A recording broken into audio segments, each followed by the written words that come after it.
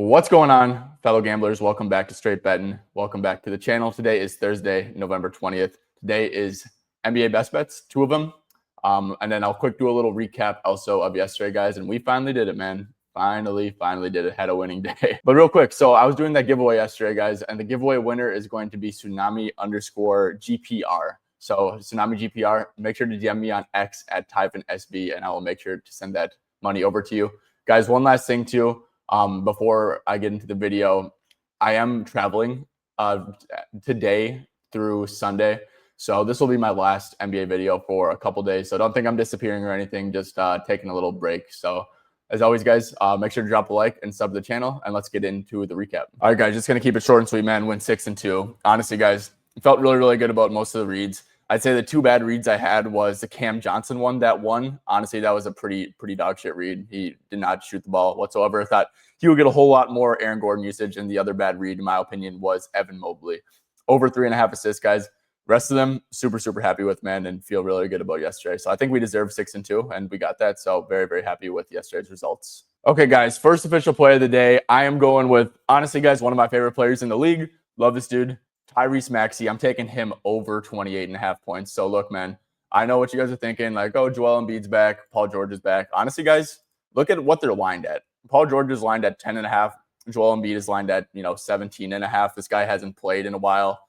They're probably going to be pretty cautious with his minutes. And honestly, dude, I think that Maxey is just by far the clear-cut one on this team. That I truly don't really care, man, that that Embiid and Paul George are back. And in fact, that's why this line is at 28.5. And I really don't think them playing should affect damn near anything. So, I mean, yes, of course, Embiid affects like a little bit, but don't think it affects as much as the line is putting out. So look, man, they're playing the Bucks. This is a great matchup. If you look down here, like isolation stuff, handoff stuff, handler stuff is okay. Free throws, they foul a lot. Look, here's the thing though, man. The Bucks, they allow the fourth lowest spot up frequency over the last 10 games, or catch and shoot frequency, the fifth fewest points per game to spot up. So they're kind of a single coverage team, man. They're really not throwing crazy aggressive stuff at Tyrese Maxey. And guys, Tyrese Maxey, if you look at his recent matchups, honestly, so Celtics is really tough. They face guard him. The Nets obviously blitz a pick and roll handler. Bulls, that's an easy matchup, and he balled out. Cavs allow the fewest points per game to the pick and roll handler. They are very aggressive on those. Raptors are very aggressive, even though he had a good game. Celtics, once again, and like the Pistons are like a really good defense, man, right? But they're not very aggressive. And then Clippers, he goes off, and Raptors, another team that's very aggressive against the pick and roll handler, man. So there's been a lot of like really tough matchups for Maxey recently. At the end of the day, guys, he's still averaging 31.9 points over this line in 8 out of 14 games. But when you filter it out to, you filter out these top 10 pick and roll defenses, right? And not saying that the Bucks are like some really poor pick and roll defense, but I mean, dude, like this is what I mean by he's had like a ton of really bad matchups. Like he's literally averaging 36 points against non-top 10 pick and roll handler teams, aka, teams that trend more so to playing single coverage rather than, just blitzing Maxey at will. And if we look at some recent high usage guards against the Bucks, who can shoot in specific, Donovan Mitchell very recently had 37. Luka had 41. Austin Reeves had 25 in that same game. LaMelo had 16 and first game back from his ankle injury has not looked good.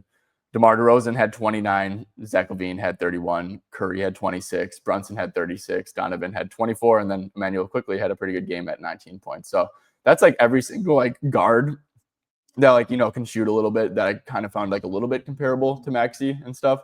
And they're all, for the most part, having really monster games. So yeah, Maxey at 28.5 feels like a little too much of a discount for, Embiid playing and Paul George playing against a Bucks team that, is not going to be very aggressive on him whatsoever. I just think that, Maxey, honestly, at this point and how he's playing, like if you're not going to be aggressive on him, you can expect 30. So I'm taking this over 28.5. And I really like this. All right, guys, second official play. This one I'm genuinely just not going to overthink. I'm going with Zach LaVine over 2.5 threes. So look, man, he's playing against the Grizzlies. Zach Edey is back in the lineup. Zach Edey is just like such a drop coverage guy. Like if Zach Edey, the person who Zach Edey is guarding, Zach LaVine's a great off-ball shooter too. So say, I don't know if Sabonis is going to play or if it's going to be Eubanks, but whoever Edey's guarding, right, they can go set an off-ball screen for LaVine, and he can just like come off it and get a wide open three. he also obviously can do stuff in pick and roll and dribble handoff stuff. And the thing is, as long as Zach Edey's involved, he'll be able to get a wide open three. So I kind of think that just like, this chart isn't crazy or anything.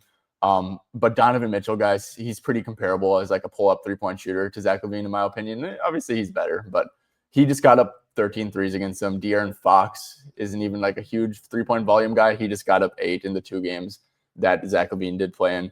And if you look at like guys who can take advantage of this on the Kings, I mean, Zach LaVine's like the pull-up shooter of this team. You know, like you can maybe argue a little bit of Malik Monk can do that too, I guess. But obviously, DeMar doesn't shoot threes. Schroeder really doesn't much either. Yeah, and I just think that this is going to be a Zach spot for him to get right.